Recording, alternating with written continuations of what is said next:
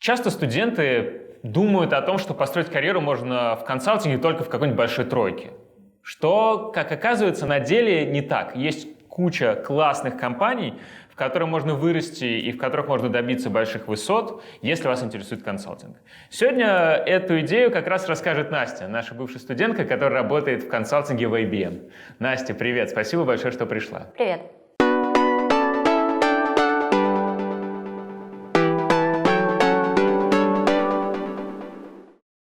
Настя, расскажи, пожалуйста, про свой бэкграунд. Где училась?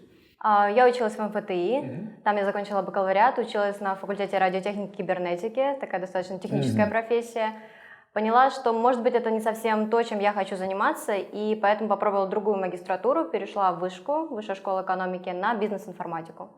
Почему перешла? Потому что там еще большое количество разных программ, уехать за границу, поучиться, вот эти exchange программ, много о них слышала, поехала в Вену.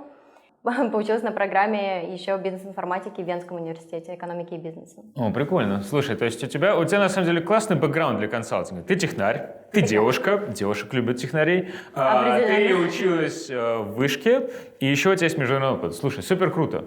И потом ты пошла работать в IBM. Расскажи, почему ты в IBM пошла? Я бы сказала, это было не так сразу. Еще когда я училась, получается, в магистратуре вышки, я попала к ним на стажировку. Но эта стажировка была не в консалтинге, а в традиционном IBM. Это software group, то есть там, где разрабатывают, то есть ты код писала? Устанавливают. Нет, знаешь, его не разрабатывают как бы в России, в основном его продают. То есть это какие-то ПО готовые, их устанавливают, делают пилоты, продают клиентам. Это основное, чем занимается software group.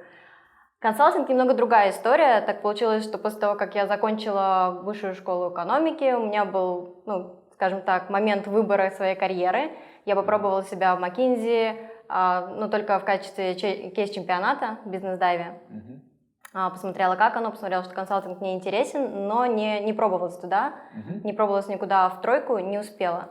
Пошла на летнюю школу, по-моему, в КПМГ. И в июле подала заявку в IBM, просто увидела, что у них открыта такая вакансия, и интересно будет ассессмент-центр, тоже решение кейс-чемпионатов. Думаю, здорово, хоть попробую себя, как я буду работать в команде, похоже на бизнес-дайвинг. Пришла, меня отобрали, я прошла. Здесь история такая, straightforward. Понятно. Слушай, я сегодня, когда готовился к нашей встрече, думал, чем же IBM занимается. Я сам пользуюсь Watson и думаю, конечно, это вот то, что говорит Эндрю Ng про искусственный интеллект как электричество. Ты подключаешь Watson, он все для тебя делает. Но при этом мне все равно как-то странно подумать, а при чем здесь консалтинг? Потом я наткнулся на вот это вот классное видео.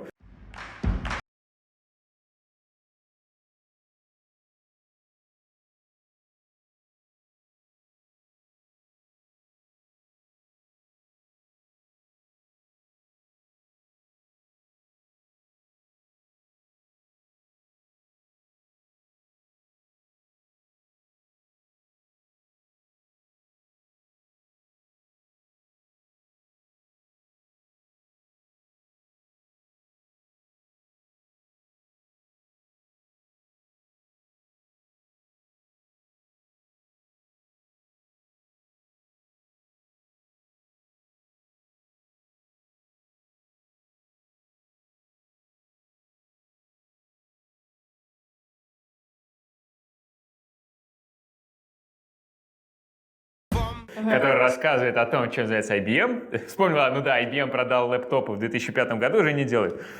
Но при этом мне все равно странно, при чем здесь консалтинг? Вот какой консалтинг делает IBM? Где вообще консалтинг? Где, правильно? Где IBM и консалтинг. Да. Но многие так думают. На самом деле, тоже часто я и друзьям объясняю, тем, кто к нам приходит собеседоваться, например, что традиционно IBM это что? Это сервера, правильно? Это такой тяжелый хард. Дальше там появляется какое-то уже ПО, разработанное на вот этих вычислительных мощностях, которые тоже продает IBM. Дальше, может быть, ты слышал там ThinkPad или Nosky, да? То есть это все тяжелые Я пользовался истории. им 3 года. Пользовался им. Мы теперь уже ими, кстати, не пользуемся. Но есть другая история, есть подразделение, так скажем, IT-консалтинга, и в нем есть наша практика. Структура немножко сложная, но это так. То есть есть вообще консалтинг, IT-консалтинг IBM. Он независимый, он такой, знаешь, как white label, то есть в нашем, например, в российском офисе крупнейшая саповская практика. Это могло быть удивительно, потому что SAP с IBM, в принципе, мы конкуренты. Да. Но установить SAP, не знаю, какое-нибудь решение, SAP ERP, например, мы можем, и у нас большое количество SAP-консультантов. на Блин, удивление. это здорово. То есть, получается, вы можете ставить решения не только IBM-овские. Мы вообще на этом не подвязаны, то есть мы абсолютно независимы. Но, например, клиент приходит, у него есть определенная потребность, мы можем провести бенчмаркинг всех решений, например, аналитических, да, есть IBM SPSS, есть подобные там Cognos, тоже IBM-овские, есть SaaS-овские решения, другие решения. Можем провести бенчмарк, и дальше клиент выбирает все, что он хочет. И как бы вот наша консалтинговая команда, она немножко в стороне от традиционного IBM, но если нужно, мы можем соединиться и как бы совместными усилиями что-то сделать. Команда, в которой я работаю, продолжаю вот эту сложную историю, она внутри консалтинга IBM. Есть направление IBM AX. Если ты спросишь меня, как расшифровывается AX, я тебе не отвечу, потому что оно никак не расшифровывается. А я хотел спросить. Раньше это был interactive experience, то есть что-то такое интерактивное, с опытом, с user experience. Сейчас такого нет. Но то, чем мы занимаемся, вообще глобально мы себя позиционируем как цифровое агентство. То есть это что-то вот маркетинговое агентство, диджитал-агентство. Но в России это сильная практика именно по цифровому консалтингу. То есть это стратегия цифровой трансформации, это бизнес-стратегия, это цифровые лаборатории. И, конечно же, это straightforward, то, что мы делаем, разработка каких-то цифровых продуктов. То есть то, что консультанты сейчас модно называют digital. Digital. BCG Да. Digital, Bain Digital, McKinsey Digital. Видишь, как ты так, Deloitte Digital, McKinsey Digital, скучно, правда? Мы вот IBM AX, и все такие, что такое AX? А вот это консалтинг Digital на самом деле. Теперь я тебе расскажу, что такое AX, да, примерно так. И что тоже интересно, что все думают, ну IBM, значит IT-консалтинг. Наверное, мне нужно знать что-то про Watson, знать что-то про продукты, но это А не еще желательно код писать там, наверное. код писать, там, Желательно еще и на C его писать, а не просто на Python. Data Science еще немножко знать. Ну да, вот. На самом деле это не так, поскольку помимо таких проектов у нас есть просто бизнес-стратегия, бизнес-консалтинг. Например, не знаю, разработать стратегию банка. И там IT и диджитал, конечно, это тоже определенные стримы работ, но как бы в принципе разложить по полочкам бизнес всего банка это гораздо большая задача. Понятно. Слушай, интересно, вот для меня, конечно, key takeaway сейчас это то, что по сути IBM AX это консалтинг digital. То, что все так очень сейчас любят, думаю, все хотят в диджитал. Мне почему-то всем пишут, как в диджитал попасть. Модно. Да, Хайп.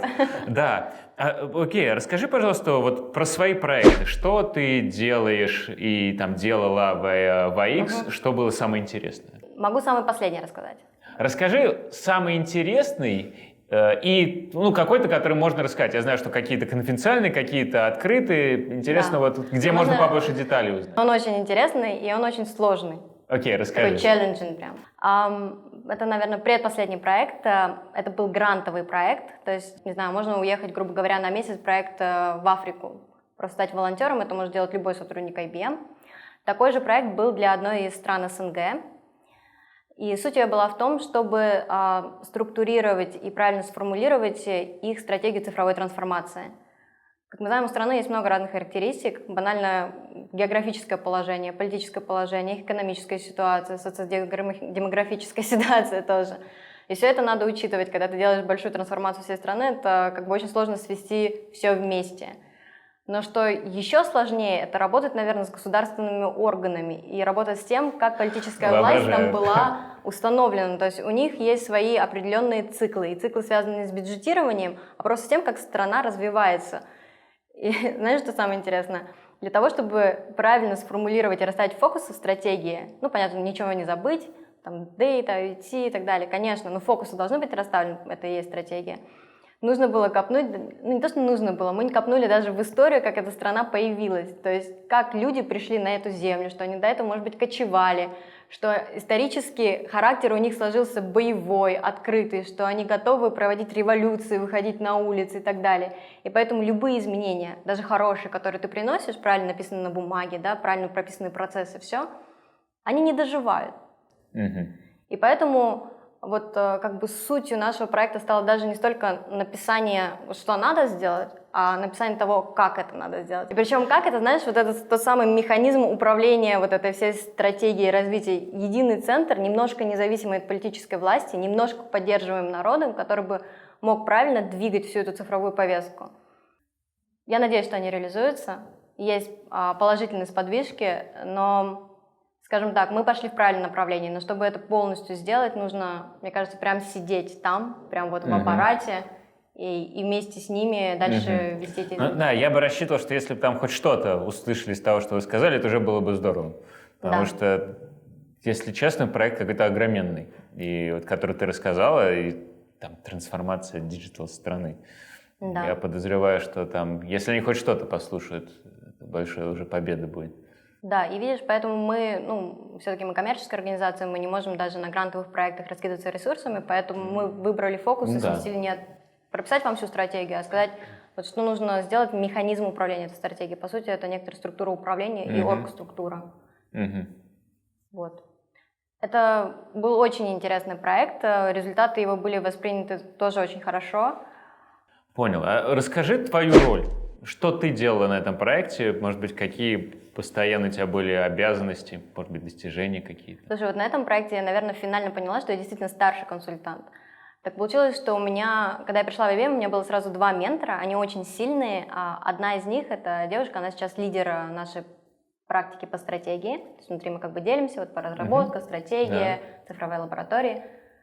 Она сейчас лидер, до этого она была просто старшим консультантом, и я всегда на нее равнялась, и мне кажется, вот до сих пор расту до этого. На этом проекте финально почувствовала, какую ответственность я на себя беру. Я была в роли старшего консультанта также, но по сути немножко как бы вела проектное управление. Это в части именно общения с клиентом, определения задач, распределения этих задач по нашим младшим консультантам, курирование там всех стримов работ воедино и представление результатов тоже. Понятно. Ну, то есть у тебя как джуниор-менеджер такой были функции? Ты взяла на себя общение с клиентом, и управление работает младшим консультантом. Да. Что самое интересное, что у нас старшие консультанты, они всегда практически как бы правая рука проектного менеджера.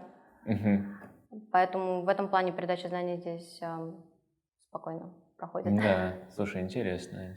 Старший консультант действительно это нечто, то, что мы очень любим взращивать в практике самостоятельно. И даже опыт показывает, что есть старшие консультанты, которые пришли из других консалтингов, в том числе из индустрии тоже. Ребята, которые меньше консалтинговый бэкграунд, больше как бы они как SME выступают, да, subject matter expert, то есть какой-то экспертизой.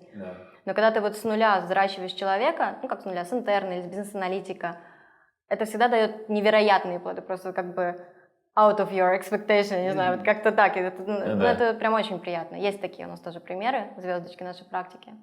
Гордимся ими. Ты обещала рассказать про еще один проект, какой-то очень интересный. Расскажи. Да, еще один проект, который мы ведем сейчас. Он для международной тоже нефтяной компании. Почему я про него рассказываю? Вот, окей, бизнес-стратегия круто, цифровая стратегия круто, да, но сейчас у некоторых компаний, которые немножко отстали в цифровой трансформации, не в первой волне пошли, то есть это не банки, не ритейл, не телеком, а тяжелые индустриальные компании, у которых, как ты знаешь, есть деньги, они немножко по-другому переосмысливают вообще весь подход к инновациям. И многие начинают делать такие структуры, как ventures. То есть создавать venture mind внутри организации. Иногда в отдельную дочернюю структуру, иногда абсолютно отдельная организация с каким-то там steering board, похожим тем же, что в основной корпорации. Что они делают? Они пылесосят рынок на тему разных стартапов, например, их покупают, либо развивают подобную практику у себя, либо они нанимают консалтинг, чтобы определить бизнес-идею на рынке. Для нас это был для российской практики новый проект. Обычно приходит клиент, он что-то знает, у него есть какие-то ограничения, есть там, тоже иногда бывает проект, когда нереализованный бюджет, тоже и такое, конечно, бывает.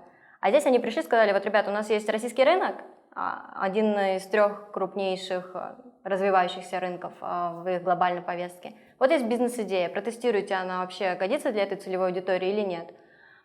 Казалось, вообще не годится, но что самое интересное, что есть куча других интересных вещей, которые мы совместно с ними можем для них решить. И интересно даже не что мы придумали, это тоже интересно, просто пока не могу разглашать, а как мы работали. А как мы работали, это действительно, мы работали как стартап с клиентом, мы просто не спали ночами, мы пытались, мы спорили, мы ссорились, нужно это клиенту или нет, кто-то будет за это платить или нет. Мы ездили по конечным пользователям, мы смотрели, как они работают, я была во Владивостоке, вот реально, просто сразу после отпуска поехала в Владивосток, ребята были в Екатеринбурге, были в Москве, Петербурге, это просто Казань, посмотрели во всех городах, как кто работает, и поняли, что, вот есть потребность, не вот эту штуку, которую предложили, а гораздо другую, более интересную вещь, нужно постараться. И почему я про это рассказываю, потому что, мне кажется, это вот победа всей команды, вот нашего клиента. У нас было последнее, знаешь, такое собрание или встреча. Называлось оно Decision Board. Ну, все на английском, поэтому сори, что так много англицизмов в моей речи. Странно, что не steering committee. Steering committee. Нет, это был go-no-go decision meeting. Такой, ну, видишь, более облегченный, чем в традиционном, да, бизнесе. И, по сути, приехал глобальный их venture lead, и мы делали такой, типа, питчинг. Мы приготовили кучу слайдов, нарисовали комиксов, сделали прототипы, расставили их. И мы интересно, я бы на комиксы посмотрел. Мы вот никогда комиксы не рисовали. Комиксы. Это очень круто. И знаешь, что самое интересное? Сначала это рисовала наша девочка, ну, бизнес-аналитик в моей команде. Потом это рисовала девушка со стороны клиента. Она принесла, мы не ожидали от нее маркеры, которые рисуют как кисточки. Она такой классный комикс нарисовала, но она говорит, типа, недостаточно красиво для презентации на экране, а давайте мы, попросим профессиональных дизайнеров. Потом нарисовали профессиональный дизайн, получилось немножко хуже, но, в общем, это 3-4 итерации, сначала на стикерах, потом на А4, потом в цифре.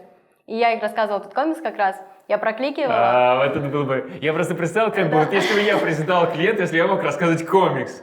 Не Excel, который я обычно презентовал, а комикс. Вот это да. Комикс я бы презентовал. Надо попробовать. Мы делали несколько, проверок таких, как это, dress rehearsal, соответственно, репетиций. И однажды мы попробовали с клиентом по ролям разыграть. Вот ты там одну роль играешь, я другую, и мы просто так читали фразы, представь ситуацию и начали разыгрывать. Оказалось, что это презентуется хуже, чем если просто один человек аккуратно расскажет всю историю, сделает аккуратный сторителлинг поверх комикса. Мы это презентовали, мы это все запитчили. Но самое, что интересное, буквально до вечера предыдущего, слайды, во-первых, не были готовы до конца, потому что что-то еще полировалось. И мы до сих пор не знали, что примут go или no go. И у нас контракт таким образом был устроен, что если клиент принимает no go, то все, расходимся, ребят. Денег не дали, грубо говоря. Ну да. И мы такие, все презентовали, и вот эта главная женщина, она сидит такая, ребята, вы проделали большую, огромную работу, я бы хотела всех поблагодарить. Мы думаем, все, это точно no go. Точно, реально, она так говорит, знаешь, когда много красивых слов. И потом она такая, но на самом деле я думаю...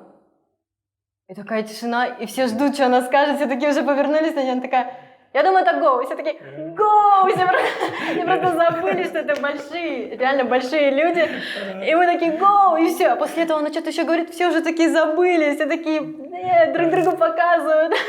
Я сразу же представил себе как финал там шоу «Голос», такие, да, я прошел! Да, это было вообще, я специально, я прям стояла такая. Дима Билан меня выбрал. Именно, да, тебе сказали да. Мы стоим такие, я такая просто уже автоматом достаю телефон, такая делаю фото, такая, этот момент я запомню на всю жизнь. И сейчас у нас вторая фаза, и мы вот эту фотографию, вот этот момент, когда тебе, это, знаешь, такая внутренний мем проекта, когда venture lead говорит тебе «да». И эту фотку мы поставили на фон, чтобы все помнили просто эмоционально этот момент, это было нечто. Вот реально, аудитория была такая, эмоций столько было, просто это правда очень крутой проект, он уникальный в своем роде. Мы надеемся, что мы сейчас получили go, что мы разработаем это решение, теперь уже пилотируем его, выпустим в промышленную эксплуатацию, и тогда рынок сможет его увидеть. Пока мы еще в стартапном ощущении, теперь уже в разработке. То есть, грубо говоря, венчур сказал да, денежку дали, и мы делаем. Здорово, молодцы, конечно, я поздравляю вас. И я как себе представил, это да, звучит это прям как это экшн-муви, что редко можно отнести к консалтингу. В общем, кейс классный, проект классный, надеемся, что все будет хорошо. Слушай, здорово, надеюсь. Расскажи теперь, пожалуйста, немножко про другой вопрос. Интересно, какой-то международный экспириенс. Есть ли возможность в AX что-то международное получить? Может быть, где-то поработать, может быть, где-то пройти стажировку или где-то пройти обучение, например, тренинг какой-то? Да, смотри, работа, тренинг я бы разделила немножко. По тренингу здесь вообще все очень просто, очень хорошо. Во-первых, у нас есть общая платформа. Через твою почту, твой пароль, просто заходишь, там доступны всевозможные тренинги, есть онлайн-тренинги, внутри IBM есть внешние, не знаю, например, курс по Data Science ты хочешь пройти, или там Basics of Agile, Taste of Agile хочешь пройти, здорово. Зашел, посмотрел, накопил баллы, у нас есть программа там тоже Think 40, и минимум 40 часов каждый должен пройти обучение в год. Но интересно еще, допустим, ты прошел онлайн-обучение, но чаще всего это недостаточно, правильно? Гораздо лучше поехать и в личную, уже следующую итерацию этого тренинга поучаствовать. То есть возможность просто также на этом же ресурсе зааплайиться, На тренинги они проходят везде. Есть те, которые проходят в Москве, есть те, которые проходят за рубежом. То есть в этом плане абсолютно спокойно. Это если IBM-овские тренинги. На любые внешние тренинги по твоей профессиональному фокусу также ты можешь согласовать с менеджером и тоже поехать. То есть здесь достаточно простая такая интересная история. Есть какие-то большие программы, которые обязательно должны пройти все сотрудники. 3, наверное, где-то 2 года назад примерно, когда я пришла в начале, это была программа Design Thinking, IBM Дизайн мышления. То есть все тоже говорили, тоже был хайп такой вот дизайн мышления, использовать его в бизнесе. Когда Альфа-Лаба, например, была, они использовали, в Яндексе тоже они используют элементы дизайна мышления. IBM сделал такую свою методологию.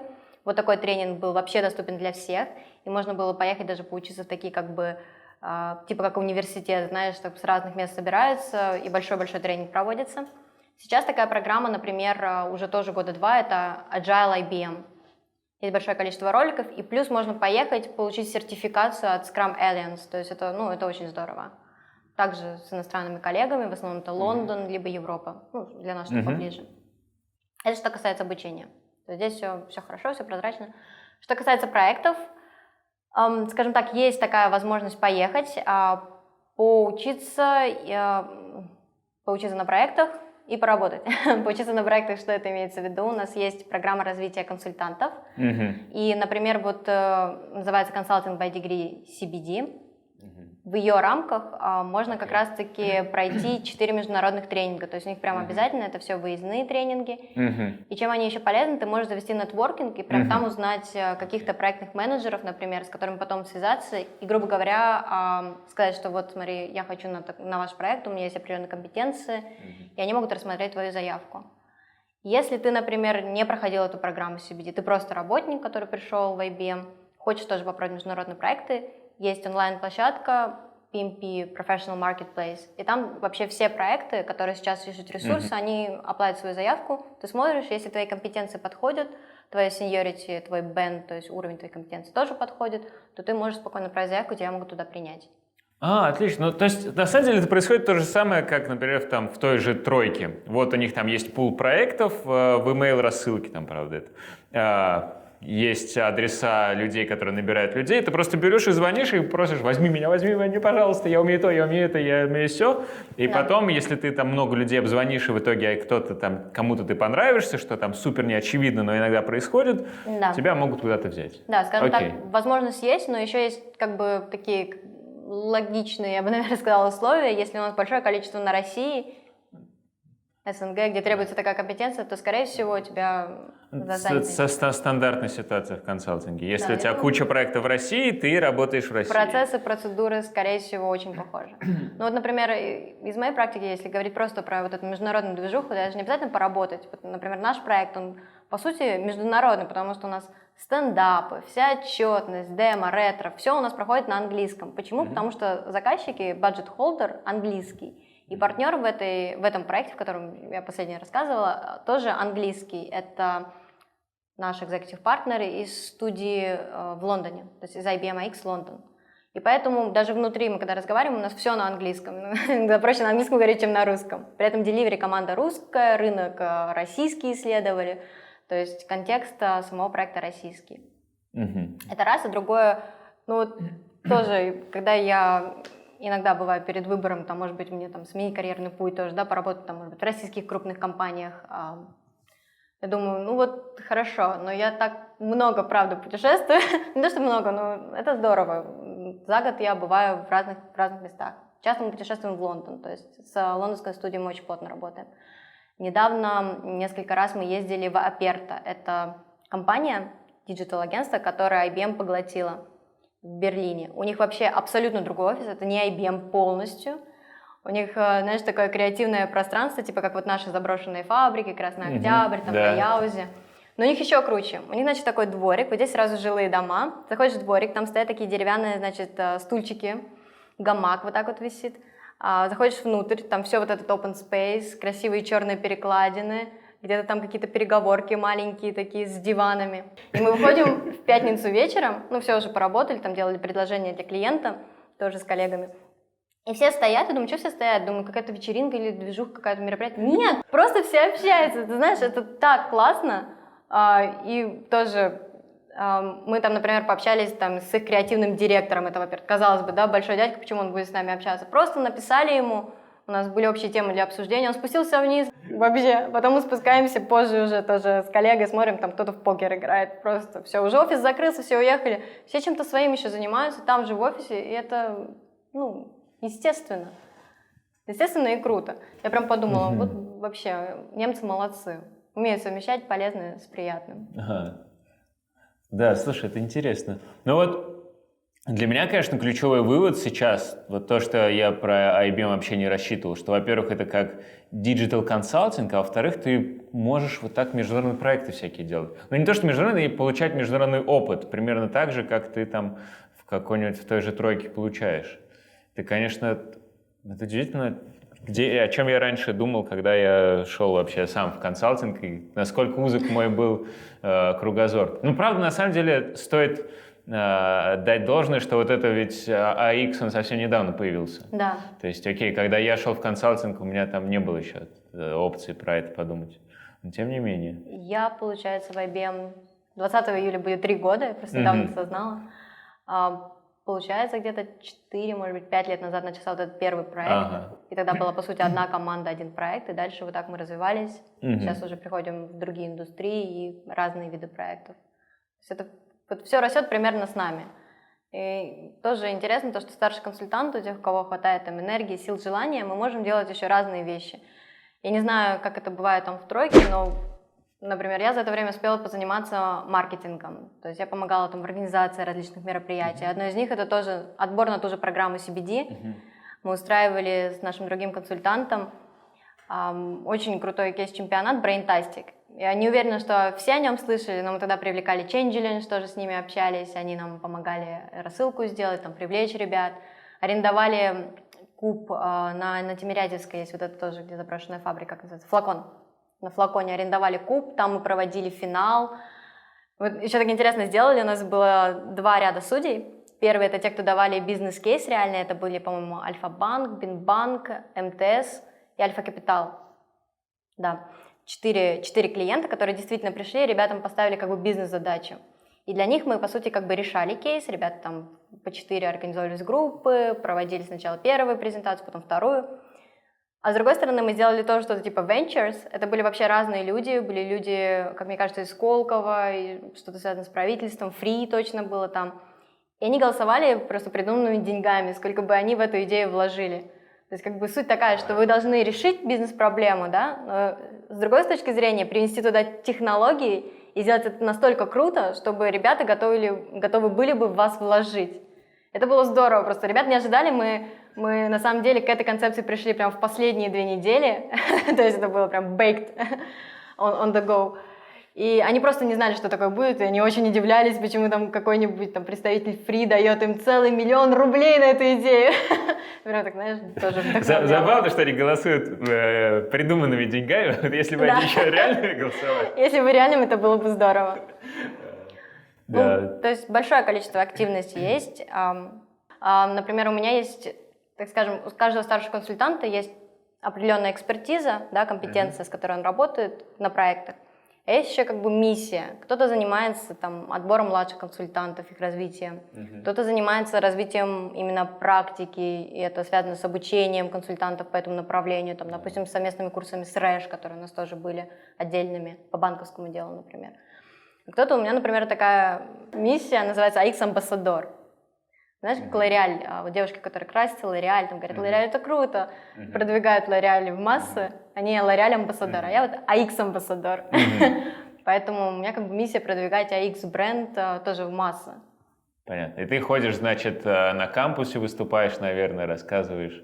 Пока нет, поскольку сейчас мы делаем это как бы в фоновом режиме, привлекаем, у нас уже достаточно большой пайплайн на вот эту программу CBD. Сейчас сначала я ориентируюсь на то, чтобы весь IBM знал, что такое AX. А это, кстати, тоже не так очевидно, поэтому я не удивляюсь, почему ты об этом не знаешь, потому что весь IBM до конца не понимает, что именно мы можем делать, то есть насколько крутые проекты мы можем сделать. Потом за рамками IBM есть рынок, это, во-первых, клиенты, и, во-вторых, это рынок, это профессиональное сообщество, связанное с дизайном, с UX, с UI. Вот туда мы пока, это мой первый такой периметр фокуса. В связи с этим мы проводим дизайн-кемпы различные, там сессии дизайн-мышления, курсы с британской высшей школы дизайна. Ну то есть это пока потом, внутреннее, скорее, да, то есть это пока внутреннее на клиентов и на профессиональных да, а потом уже на все остальные массы. Понятно, интересно. То есть, так. Тогда вот какой вопрос. Как попасть-то к вам? Как попасть? Можно посмотреть все доступные вакансии на сайте IBM. Ну и сейчас отдельно проводится отбор на программу Consulting by Degree. То есть тоже можно подать свое резюме, написать замечательный какой-нибудь красивый cover letter, и мы рассмотрим. Ну, скажем так, у нас есть отбор, сейчас идет вот фокус на набор на младших консультантов, но и в течение всего года появляются проекты, на проект необходимы определенные ресурсы. Ресурсы, как и консультанты, разработчики, дизайнеры, на самом деле гораздо шире, чем просто консалтинг.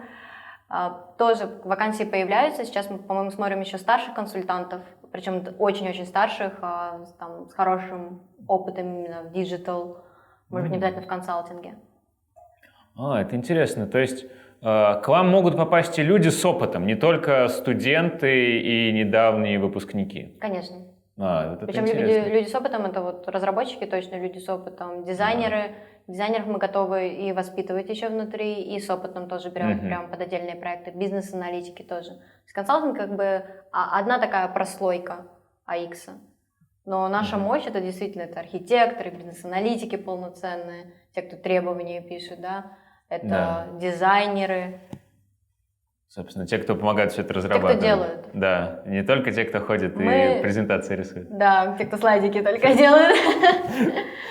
Мы даже это где-то было написано, по-моему, Вика как раз писала, моя ментор, получается, типа, она слайд-девелопер. В Slack написала, какая я должность. Это очень правда. Почему я до этого не догадался раньше? Такой типа девелопер, типа слайд. Там тоже есть свой UI UX, там же тоже читабельно все это. Ну, как-то... На самом деле, вот консалтинг и вот такой цифровой консалтинг, которым мы занимаемся, именно там, где есть пользовательское взаимодействие, как ты думаешь, лучше представить, как ты общаешься с конечным пользователем, оно очень близко к консультантам обычным. И перейти, например, будучи, если ты консультант там, с банковской спецификой, вот, жестко по банкам, банковским продуктам, но хочешь перейти там, в цифровую историю более легкую, это супер, это здорово. Все твои знания, во-первых, могут переиспользовать, потому что, ну, что значит перейти в цифру? По сути, как-то переделать процесс, добавить чего-то нового. Но база-то остается, правильно? Да, слушай. А если, да. Я так понял, что у вас много достаточно девушек работает. Это, кстати, хотя бы ты пример, и твоя ментор, и я так понял, что ты еще и вы не единственные. Мы не единственные. У нас хороший баланс девушек и парней, как среди консультантов. Ну, наверное, консалтинг как раз-таки, вот консультантов девушек даже, может быть, чуть больше, чем молодых парней. Неожиданно. Обычно, Мне кажется, мы компенсируем вот эту тяжелую разработческую часть.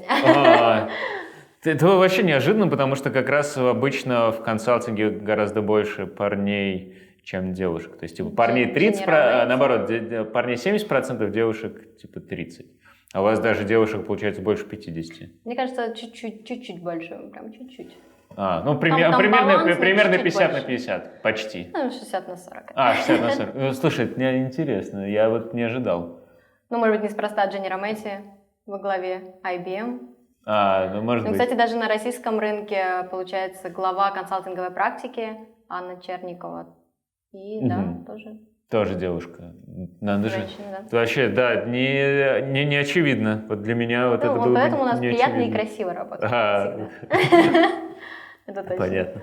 Настя, спасибо тебе большое, что рассказала. Мне было очень интересно. Я думаю, что всем, кто смотрел, тоже. Все ссылки, которые мы обсуждали, вставим вниз. И я надеюсь, твои контакты тоже, поэтому если кому-то будет интересно узнать подробнее, можно будет написать. Супер, отлично. Спасибо тебе большое. Спасибо тебе большое, Настя.